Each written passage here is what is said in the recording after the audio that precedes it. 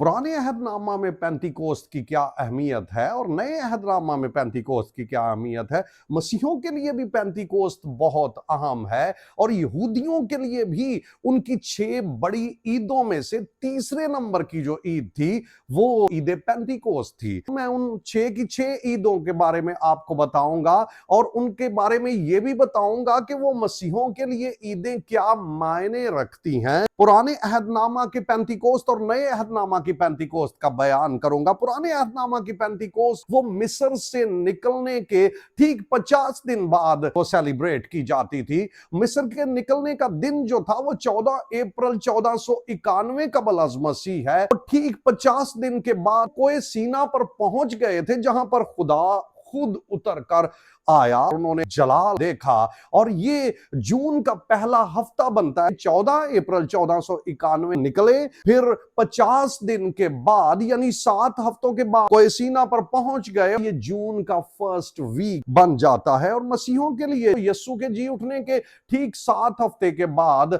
ये बन जाती है, क्योंकि 40 दिन यीशु उनको नजर आता रहा और 40 दिन के बाद वो 10 रोज तक दुआ में बैठे रहे और 10 दिन के बाद वो ईद पेंतिकोस्त आई। मसीहों के लिए ईद पेंतिकोस्त की अहमियत ये है कि ये कलीसिया का जन्मदिन है और यहूदियों के लिए पेंतिकोस्त की अहमियत ये है कि ये बनी इस्राइल कौम का जन्मदिन है।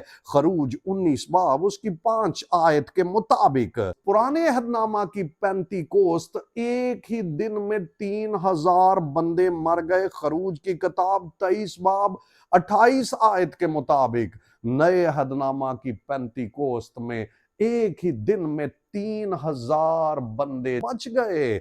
याद रखिए, पुराने अहदनामा की पेंतिकोस्त का जब तारफ 19वें बाब खरूज में आता है तो वहां पर भी बिजलियां चमक रही हैं, काली घटा है, खुदा शोले में से होकर उतर रहा है। नए अहदनामा का तारफ भी ऐसा ही है। उन्होंने जोर की आंधी का सुनाटा सुना, घर गूंज गया, आग के शोला सी फटती हुई जुबानें दिखाई दी, उनके ऊपर आकर ठहर गईं। ये पुराने अहदनामे और नए अहदनामे की पेंतिकोस्त मैं बता रहा हूं। मैं 6 की 6 ईदों का भी बयान करूंगा कि वो 6 ईदें यहूदियों की मसीहों के लिए क्या मायने रखती हैं। पहली ईद बेखमीरी रोटियों की थी जो अहबार 23 बाब की 4 आयत के अंदर बताई गई है। ये कोहे कलवरी के वाकया के साथ मसीहों के लिए रिलेटेड है। बेखमीरी रोटी की ईद, वो एक बेगुनाह शख्स हमारे लिए सलीब पर जान देने के लिए गया।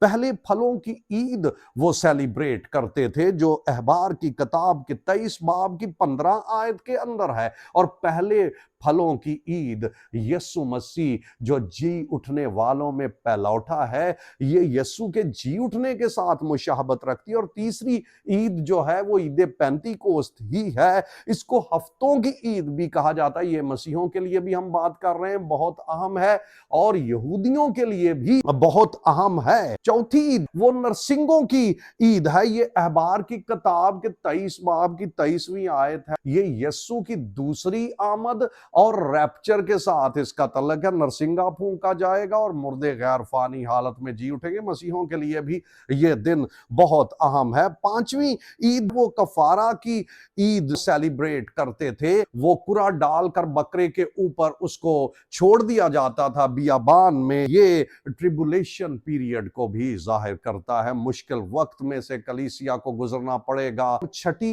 ईद उनकी खैमों की ईद है। अहबार की किताब के 23वें बाब के अंदर ये खैमों की ईद का बयान किया गया है और ये 1000 साला बादशाहत के साथ भी रिलेटेड है। ये उनकी 6 ईदें हैं जो मसीहों के लिए भी बहुत अहम है। खुदावंद आपको बड़ी बरकत दे।